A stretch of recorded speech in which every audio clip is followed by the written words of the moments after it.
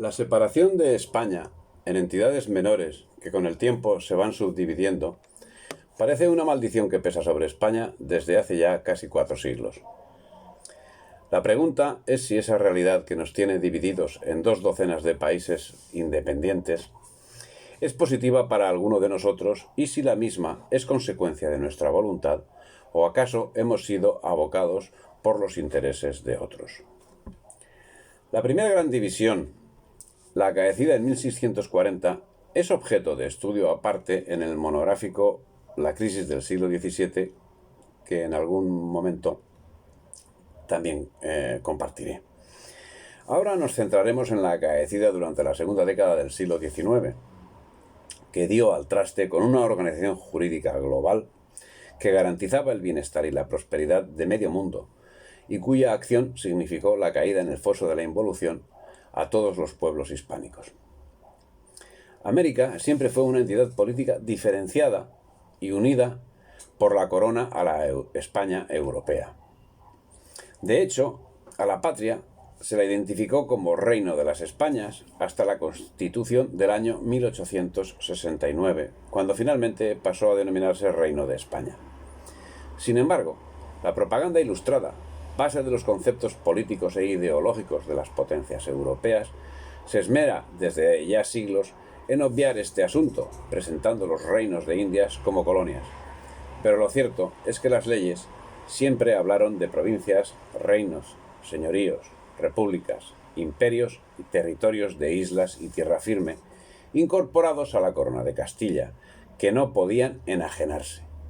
Así, en el libro tercero, título primero, ley primera de la recopilación de leyes de Indias, puede leerse: el emperador Don Carlos en Barcelona a 14 de septiembre de 1519, el mismo y la reina Doña Juana en Valladolid a 9 de julio de 1520, en Pamplona a 22 de octubre de 1523, y el mismo emperador y el príncipe gobernador en Monzón de Aragón a 7 de diciembre de 1547, don Felipe II en Madrid a 18 de julio de 1563, don Carlos II y la reina gobernadora en esta recopilación, que las Indias occidentales estén siempre unidas a la corona de Castilla y no se puedan enajenar.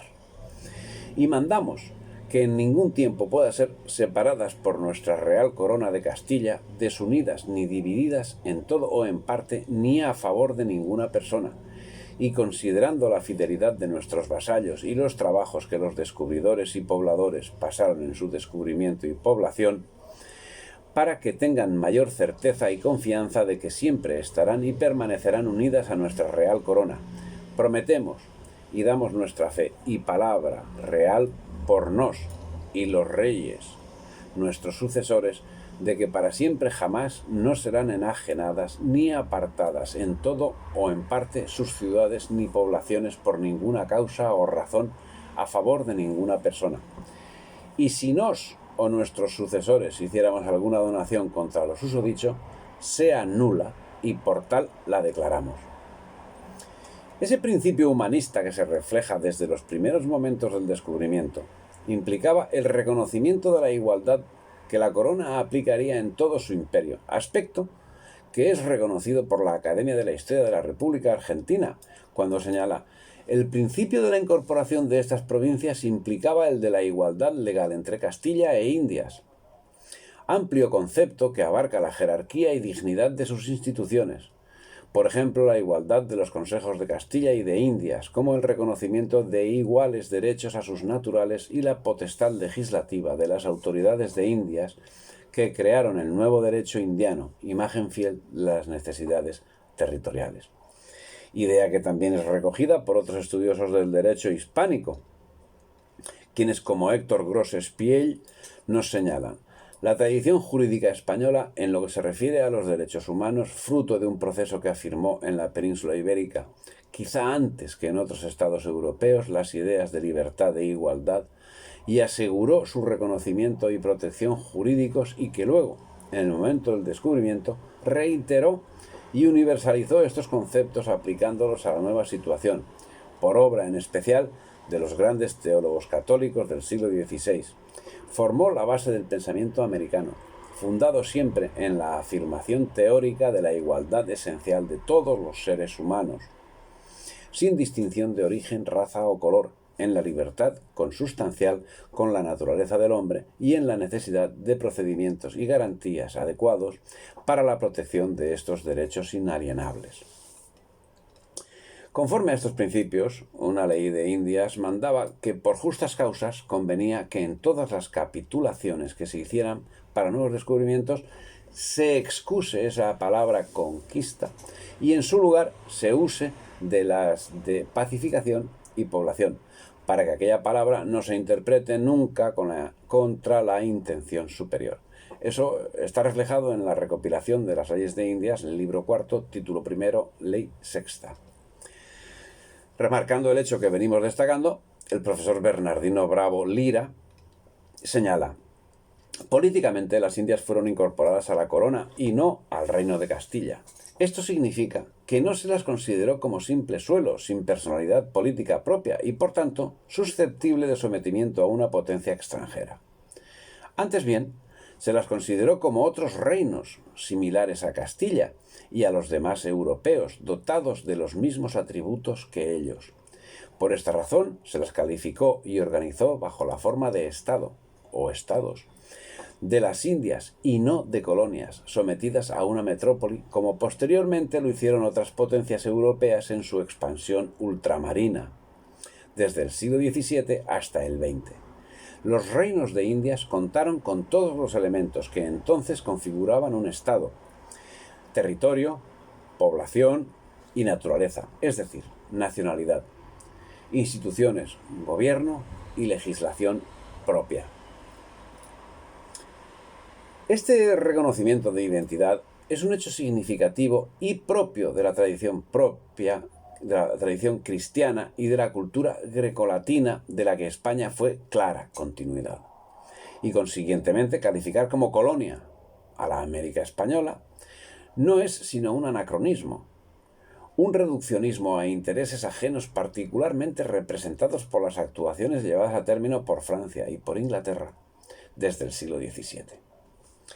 Y hasta se puede afirmar que es un acto de mala fe por parte de quienes han tenido y tienen voluntad de mantener separado lo que por justicia histórica jamás debió separarse. Así, el decreto de 22 de febrero de 1809, que es citado por los autores británicos como un logro de los constitucionalistas, en ningún momento representa una variación en el estatus de América, sino un nuevo reconocimiento de una realidad que venía siendo efectiva desde el descubrimiento. Y decía un agente británico, O'Leary: los vastos y preciosos dominios que la España posee en las Indias no son propiamente colonias o factorías como las de otras naciones, sino una parte esencial e integrante de la monarquía española. Eso lo decía O'Leary. En este orden de cosas, los autores que, como Cayetano Núñez Rivero, acuden a las fuentes historiográficas, no dudan en señalar que la primera calificación que se da en Castilla a los territorios americanos es el de señorío de islas y tierra firme del mar Océano, pasando a denominarse reinos durante el mandato de Carlos I, denominación que se posibilitó en gran medida en virtud de la transformación de la monarquía hispánica en imperio, primero con Carlos I y posteriormente con el concepto de monarquía universal católica instaurado por Felipe II y continuado por los siguientes monarcas de la Casa Habsburgo españoles.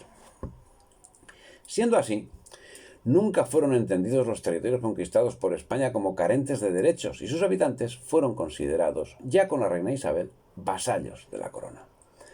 Por ello, las Indias, a las que desde el siglo XVII se las viene conociendo como América, debían fidelidad solo al rey, que gobernaba a través de las instituciones creadas al efecto, regidas por los funcionarios designados también al efecto.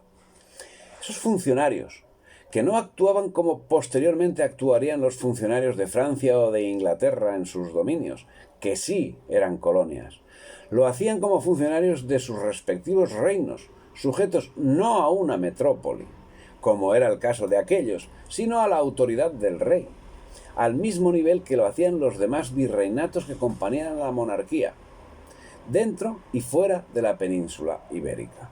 Formaban parte del entramado administrativo de la monarquía y los vasallos de los virreinatos americanos no poseían derechos inferiores a los gozados por los vasallos de los virreinatos peninsulares. Con esos principios, los caciques eran equiparados a los nobles o hijosdalgos de Castilla. Un derecho que nos confirma un hecho trascendente que no se limita a las más altas estructuras de los reinos prehispánicos, sino que permeabiliza toda la sociedad. Por su parte, los funcionarios virreinales cumplirían su misión atendiendo a la enorme extensión de las nuevas provincias que iban creciendo al compás de los tiempos. En 1534 se creaba el Virreinato de la Nueva España, que incluía la Capitanía General de Guatemala, cuya jurisdicción se extendía a toda América Central. Su extensión sobre los 2,5 millones de kilómetros cuadrados. En 1542 fue creado el Virreinato del Perú, que con una extensión de unos 2 millones de kilómetros cuadrados incluía la Capitanía General de Chile, el Virreinato de Nueva Granada, con una extensión de 2 millones de kilómetros cuadrados, incluía la Capitanía General de Venezuela. Finalmente, en 1776, fue creado el Virreinato del Río de la Plata, que con una extensión de 5 millones de kilómetros cuadrados se extendía por los actuales Argentina, Paraguay, Uruguay, Bolivia y regiones del actual Brasil. Es interesante volver a destacar la calificación jurídica de los territorios. Virreinatos, gobernados por un virrey. La misma calificación y la misma actuación que la llevada en la península. Estamos reiterando algo que resulta evidente, pero la verdad es que resulta difícil dejar de caer en la reiteración al afirmar constantemente que no estamos hablando de colonias, sino de reinos, cuando ante semejantes evidencias y de forma también reiterada se viene insistiendo en el tratamiento contrario por parte de propagandistas, en ocasiones desinformados y en ocasiones desinformadores, que dan la sensación de servir a algo que no cuadra exactamente con la verdad histórica. No obstante, algún cambio llegó a producirse tras la Guerra de Sucesión, en la segunda década del siglo XVIII. La estructura política que aportó la dinastía borbónica en la península sustituiría los virreinatos por las provincias, manteniendo y multiplicando aquellos en América. Y como consecuencia, América no dependió nunca de España, sino que en igualdad jurídica con España contaba con un mismo monarca, gozando todos los territorios de un estatus jurídico en igualdad de plano. Esa verdad queda reflejada en el dilatado cuerpo legislativo generado a lo largo de los años en que fue formándose el corpus de las leyes de Indias, producto de profundo debate jurídico que se formó desde el mismo momento del descubrimiento, y en el que ni tan solo una vez se refleja la palabra colonia o factoría. Las leyes hablan siempre de reinos, provincias, territorios, virreinatos. ¿Alguien puede arguir que ese estatus estaba reservado a los peninsulares? La respuesta, aun teniendo en cuenta los conflictos que inexcusablemente existieron, la dieron los indios con la actuación y confianza en el sistema legal, lo suficientemente arraigada como para iniciar procesos en cortes, donde con no poca frecuencia obtenían sanción favorable, dado que los tribunales, salvo en cuestiones de flagrante alteración del orden natural, reconocían la validez de las leyes nativas. Y no podía ser de otro modo cuando las leyes recogían capítulos como las siguientes órdenes que voy a relatar. Tengan muy especial cuidado del buen tratamiento, conservación y aumento de los indios. Eso está ordenado en la recuperación de las leyes de Indias, libro 3, título 3, ley 2. Mandamos a los virreyes, presidentes y oidores de nuestras audiencias que ordenen a los alcaldes ordinarios de las ciudades donde residieran las audiencias que no cumplan ni ejecuten auxilio invocado por cualesquiera jueces eclesiásticos contra indios ni otros. Y los jueces de los demás lugares vean si los autos están justificados por informaciones y, estándolo, los cumplan y ejecuten y no de otra forma. Eso sale en la recopilación de las leyes de Indias, libro 3, título 1, ley 2. Mandamos que los visitadores, jueces de grana en las visitas que hicieren no puedan vender ni comprar ni hacer otros contratos con los indios sobre los frutos de sus cosechas ni otros ningunos, aunque representen que es conveniente utilidad de los indios. Y los virreyes de la Nueva España procuren excusar estos jueces y escribanos y lo encarguen a los corregidores, alcaldes mayores y otras personas que tengan ministerios públicos. Está en la recopilación de las leyes de Indias, libro cuarto, título 31, ley 45. Y más, algunas estancias que los españoles tienen para sus ganados se les han dado en perjuicio de los indios por estar en sus tierras o muy cerca de sus labranzas y haciendas, y a esta causa los ganados les comen y destruyen los frutos y les hacen otros daños. Mandamos que los oidores que salieran a la visita de la tierra lleven a su cargo visitar las estancias sin ser requeridas y ver si están en perjuicio de los indios o en sus tierras. Y siendo así, llamadas y oídas las partes, a quien tocare breve y sumariamente o de oficio, como mejor les pareciere, las hagan quitar luego y pasar a otra parte, todo sin daño y perjuicio de tercero. Recopilación de las leyes de Indias, libro cuarto, título 31, ley 13ª. Dice: cuando saliere el visitador a cumplir su turno, visite con particular atención las encomiendas, minas, chacras y obrajes, e inquiera el tratamiento que los encomenderos, mineros y dueños de las demás haciendas hicieren a los indios del repartimiento o voluntarios, y no consienta que los unos ni los otros padezcan violencia ni servidumbre, castigando los culpados y ejecutando en sus personas y haciendas las penas impuestas. Recopilación de las leyes de Indias, título cuarto, libro 31, ley 10. Los visitadores averigüen y sepan en el discurso de sus visitas el tratamiento que los caciques hacen a sus indios y los castiguen si averiguan que han cometido algunos excesos. Recopilación de las leyes de Indias, libro cuarto, título 31, ley 11. En fin, más y más y más. Vamos a decir la última. No han de tocar ni aprovecharse de la plata que estuviese en las cajas de comunidades de los indios, ni emplearla en ningún efecto, ni servirse de los dichos indios, ni ocuparlos en ningún ministerio, pena de que se les hará cargo en sus residencias y serán castigados con demostración. Eso sale en la recopilación de las leyes de Indias, libro tercero, título sexto, ley 76. En fin, hasta ahí repaso somero por las leyes. La protección del indio desde el momento del descubrimiento fue función principal de la corona. No es de extrañar así que cuando era preciso los indios respondiesen a favor de quienes les protegían, y no era para menos, ya que eran tan vasallos como los habitantes de cualquier otro reino.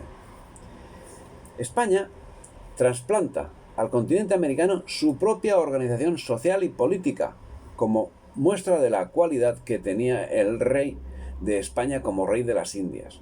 Y esto no por derecho de conquista, sino como resultado del pacto existente entre las élites indígenas con el rey, y no con el Estado. Pactos que llegaron a reconocer a las dinastías indígenas los mismos derechos que tenía la nobleza castellana. Si la dinastía Moctezuma llegó a dirigir el virreinato de México, en la persona de José Sarmiento y Valladares, conde de Moctezuma, la dinastía de los incas fue asociada al trono en el mismo rango que la nobleza de la España europea. En este sentido, el de la protección del indio, pero también en el sentido más amplio de la defensa de los derechos de todos, Bernardino Bravo Lira señala que la nota distintiva del Estado indiano es la juridicidad, es decir, la sujeción de gobernantes y gobernados a un derecho que es supraestatal. Así se entendió el Estado y el gobierno de América desde la llegada de Colón hasta la introducción del constitucionalismo. Cuando tras la dislocación de la patria, ya en el siglo XIX, los gobiernos liberales impuestos por la oligarquía al servicio de los colonialistas británicos introdujeron leyes de desamortización y abolieron fueros, no solo en América, sino también en la España europea. Pactos que desde siempre se llevaban a efecto incluso con los llamados indios bravos, y que, como en el caso de los mapuches, se concretarían en lo que es conocido como las Paces de Quilín, en las que, entre otras cosas, se acordó que los mapuches conservarían absoluta libertad sin que nadie pudiera molestarlos en sus territorios, ni esclavizarlos o entregarlos a encomenderos. Esos tratados, y en concreto el firmado en tiempos de Felipe IV, serían argumentados por los mapuches cuando los gobiernos chileno y argentino del siglo XX atacaron sus derechos. Es de destacar la actuación de los 8.000 guerreros araucanos que combatieron junto al regimiento Talavera en defensa de los derechos de España contra los separatistas San Martín y O'Higgins, en las guerras que acabaron con España en 1822. Algo que tiene reflejo en el derecho, y en un derecho que tenía presente la idiosincrasia de los administrados.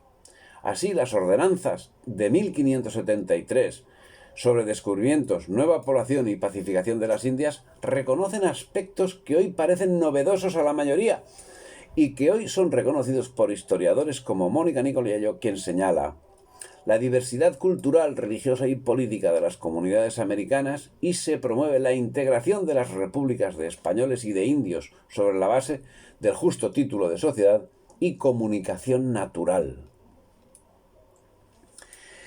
El fin principal reconocido en la conquista era la evangelización, y al respecto las leyes imponían condiciones para llevarla a cabo. En las mismas se ordena: asienten amistad y alianza con los señores principales. Procuren los pobladores que se junten y comiencen los predicadores. Y no comiencen a reprenderles sus vicios, ni idolatrías, ni les quiten las mujeres, ni ídolos, porque no se escandalicen. Eso está reflejado en las leyes primera y segunda del libro cuarto, título cuarto de la recopilación de leyes de Indias, de 1680. Todo ese derecho acabaría siendo eliminado por los libertadores.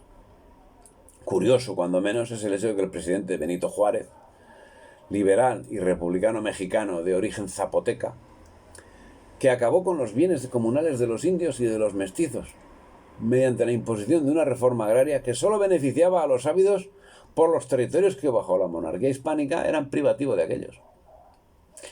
Efectivamente, lo primero que hicieron los libertadores tras la separación fue quitar a los indios estas prerrogativas, con el sano fin de difundir la igualdad, lo que les permitió hacerse con las tierras de los indígenas. Pero una de las cuestiones que aducían los libertadores para lanzarse a la aventura de la separación era que los altos cargos de la administración no recaían en americanos, algo que es del todo falso. Como muestra un botón, el primer mestizo que llegó a virrey de la Nueva España fue José Sarmiento y Valladares, ya citado, conde de Moctezuma y de Tula, quien gobernó de 1696 a 1701. Sarmiento obtuvo los títulos nobiliarios al casarse en España con María Andrea Jerónima Moctezuma, tercera condesa de Moctezuma. La botonadura completa es difícil exponerla. Solo señalar lo apuntado 3 párrafos atrás. El 70% de los cargos más encumbrados de la administración provincial estaba detentado por indígenas. Pero si de lo que hablamos es de la presencia de criollos en la administración, que parece el argumento de los libertadores, pueden encontrarse bastantes ejemplos que también tiran por tierra el argumento. Uno de ellos puede ser la familia Sánchez de Orellana, quizá la más poderosa de la presidencia de Quito durante los siglos XVII y XVIII. Comenta el historiador Francisco Núñez del Arco que alcaldes ordinarios, tenientes de corregidores, justicias mayores, regidores perpetuos, maestres de campo, generales de caballería, capitanes de caballería ligera de milicias de Quito, etc. Remitámonos nada más a 3 ejemplos de esta familia que figuraron como máxima autoridad política en la provincia de Quito. Primero, Antonio Sánchez de Orellana y Ramírez de Arellano, primer marqués de Solanda, nacido en Zaruma en 1651.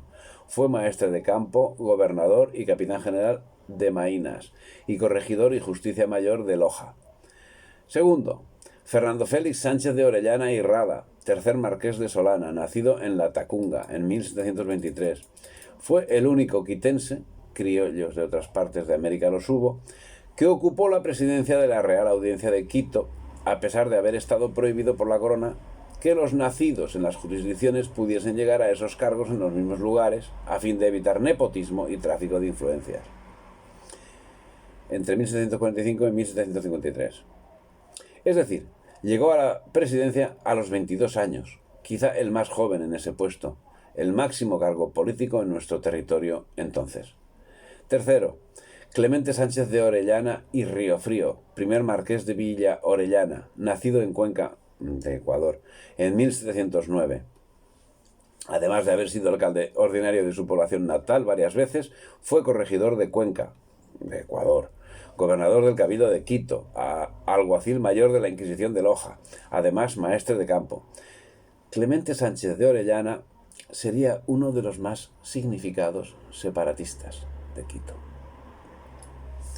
Bien, lo que sí era corriente, con alguna excepción desde tiempos de los reyes católicos, es que ningún virrey de ningún virreinato de la corona ejerciese su función en el territorio del que era originario, y con el claro objetivo de minimizar la posibilidad de corruptelas.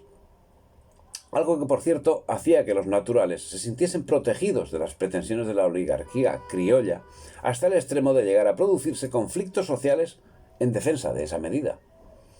Así, el nombramiento de Diego de los Reyes Balmaceda dio lugar en 1717 a un levantamiento comunero en Asunción, por considerar la población que el gobernador no podía ser originario del lugar.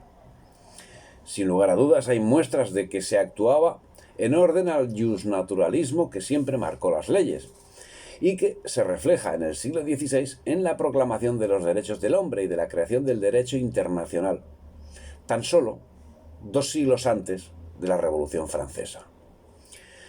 Se podrá aducir, sin embargo, que estamos hablando de una época en la que el absolutismo era el sistema imperante en el imperio. Pero resulta que el absolutismo no significa que el poder del rey sea ilimitado, siendo que el repaso de las anteriormente citadas leyes de Indias puede resultar un buen ejercicio para abonar esa afirmación. Monarquía absoluta existía en España, y monarquía absoluta existía, por ejemplo, en Francia, pero no estamos hablando de la misma casuística, porque la monarquía absoluta española estaba mucho más limitada que la francesa.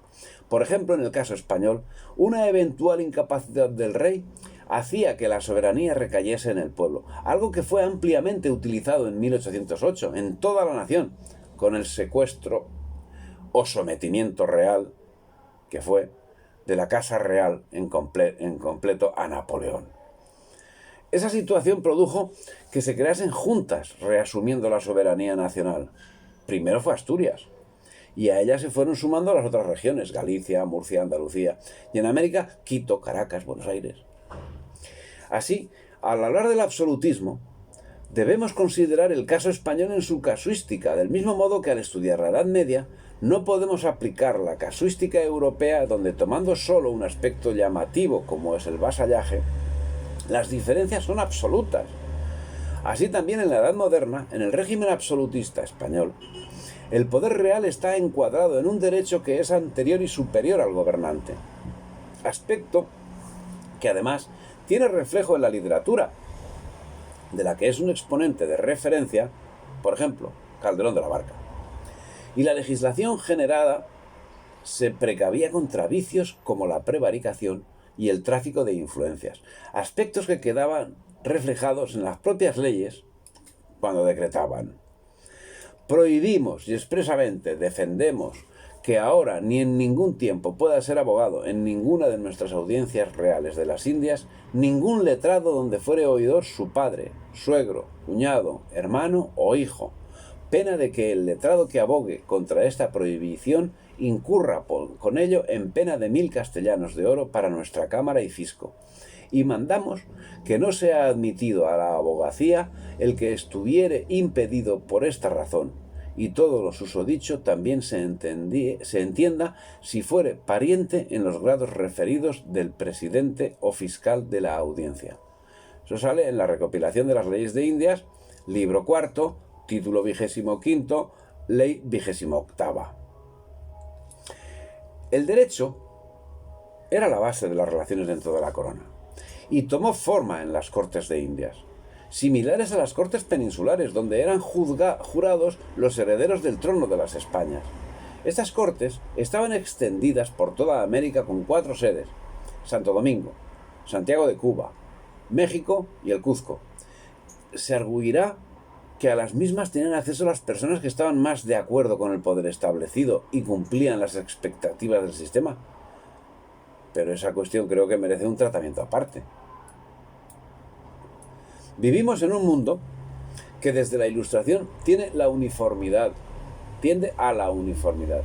Frente a ella, debe ser destacada la organización política de la monarquía española, que se basaba en la existencia de unos virreinatos dotados de gran autonomía para su funcionamiento, en los que el aparato del Estado tomaba cuerpo en la persona del virrey como representante directo, pero también en consejos y órganos de gobierno con atribuciones concretas.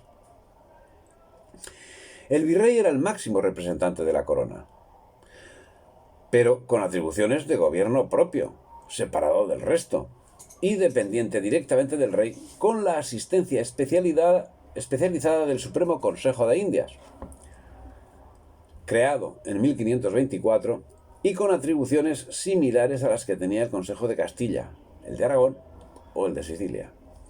En América, a lo largo de la conquista, España literalmente se expandió en todos los ámbitos, incluso en los relativos a la organización social y política, justo en un momento de gran ebullición social que consiguientemente también propició, en esencia, los mismos grandes cambios en la propia península, en una acción que remarca la esencial unidad entre las Españas.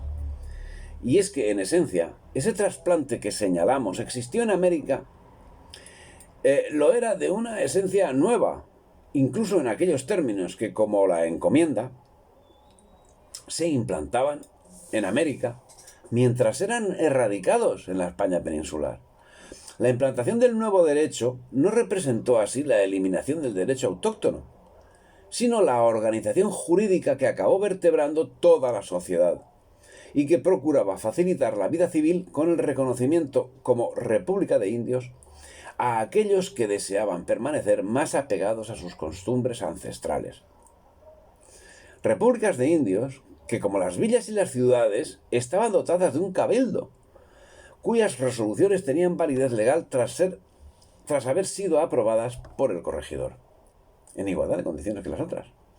Contrariamente a lo que luego haría el espíritu de la Ilustración, tanto el derecho consuetudinario indígena como ciertos aspectos de la organización social y política de las comunidades eran debidamente atendidos y no en pocas ocasiones asumidos, aún chocando con los intereses de determinados sectores de la población española. La ley era explícita al respecto. Los virreyes y presidentes gobernadores hagan recoger y reconocer las ordenanzas que hubieran hecho sus antecesores para el bueno y político gobierno de las repúblicas y comunidades de los indios, y se informen del modo y forma con que se han guardado. Recopilación de las leyes de Indias, libro segundo, título primero, ley 64. Y este respeto por las leyes de las comunidades locales era llevado hasta el extremo de incumplir ordenanzas reales que pudiesen ser contrarias a las leyes propias de las poblaciones, hasta el extremo que existía un principio que marcaba que las disposiciones reales hechas contra derecho o contra ley o fuero no fuesen válidas ni fuesen cumplidas. Se preservaba así, en todo lo que no contradecía el justnaturalismo, las costumbres locales que en no pocos casos prevalecían sobre la legislación específica de Indias. Podrá argumentarse que, no obstante, todas estas medidas estaban dirigidas desde la España peninsular, ya que las leyes de las que dependían eran inequívocamente elaboradas a la sombra de la corte. Y hay más. La propaganda británica de la segunda década del siglo XIX afirmaba que los suramericanos no tenían existencia política y casi se les negaba el derecho a pensar. Ante semejante pensamiento, por otra parte totalmente plausible, se impone la realidad, que ya ha sido expuesta más arriba y que queda completada con el hecho de la redacción de las leyes, siendo que el estudio científico del derecho se inicia en América en 1551. Démonos cuenta cuánto tiempo había pasado desde el descubrimiento. Pues en 1551 se crean las unidades de México y Lima.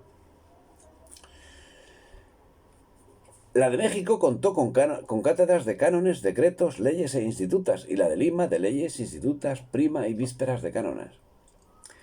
Estudios que no tuvieron parangón en las universidades que los europeos fundaron en América. Sencillamente porque no fundaron ninguna. De todo lo expuesto, y siguiendo a Fernando Álvarez Balbuena, se deduce que en 1808, como en 1520, en aquellas tierras gobernaba el rey por medio de las mismas instituciones que en España. Virreinatos, capitanías generales, reales audiencias y reales chancillerías, igual que lo hacía en Valladolid, en Cataluña, en Sevilla. Por lo tanto, su separación de España fue una dolorosa y traumática ruptura de la gran unidad nacional que componía aquel imperio, hoy triste e injustamente denostado aún por los propios españoles de un lado y otro del Atlántico. Y en el momento de la invasión napoleónica, cuando las comunicaciones transatlánticas estaban casi decapitadas o decapitadas del todo, los españoles americanos tuvieron especial significación en las instituciones, siendo que hasta 6 de ellos fueron presidentes de las Cortes. En otros tantos periodos, otros 6 fueron vicepresidentes, y uno secretario, y 3 participaron en la redacción de la Constitución, de la Pepa. 13 novohispanos asumieron la más alta representatividad en las Cortes de Cádiz. En la explosión de la Gran Asonada Francesa, y al mismo tiempo, los ayuntamientos de América del Sur expresaron de inmediato su lealtad y apoyo a la monarquía española.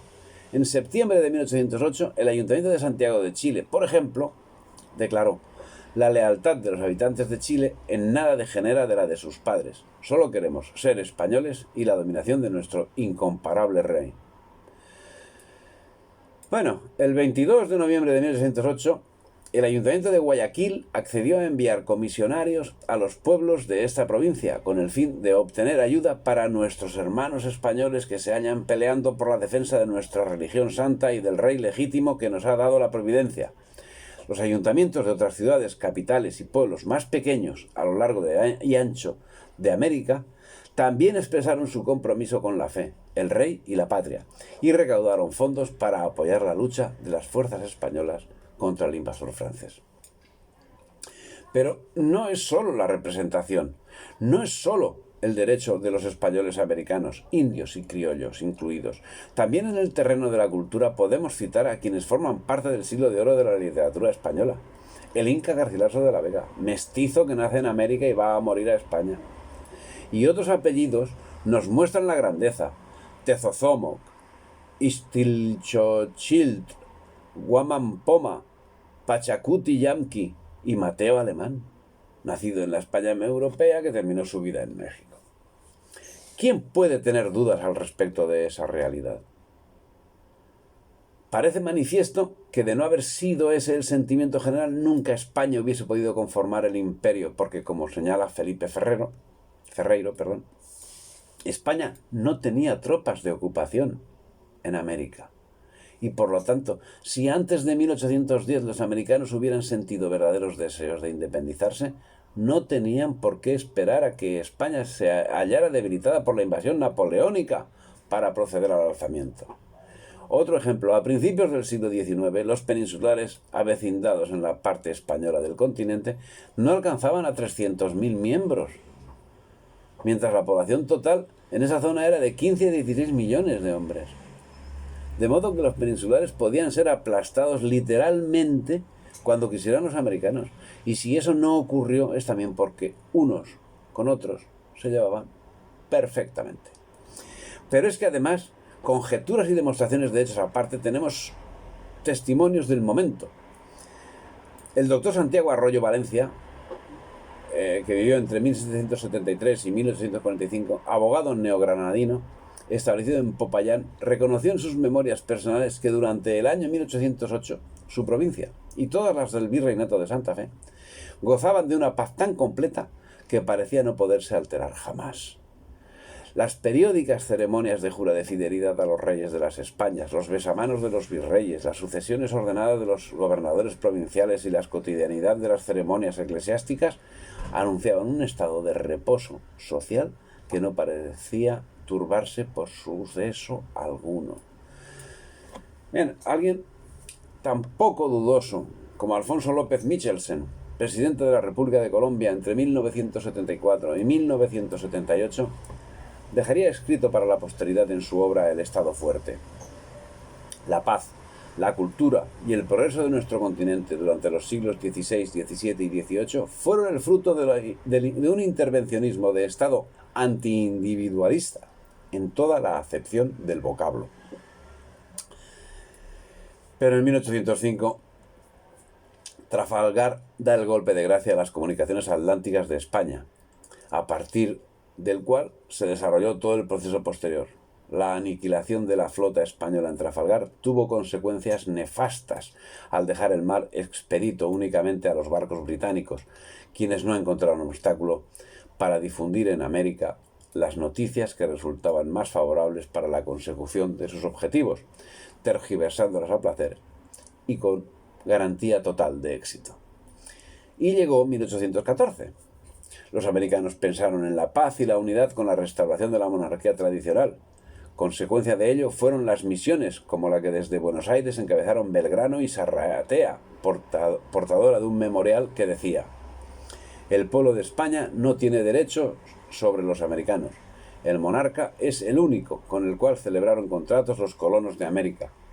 De él solo dependen, y él solo es quien los une a España. La ley de Indias es la mejor prueba del derecho de las provincias del Río de la Plata.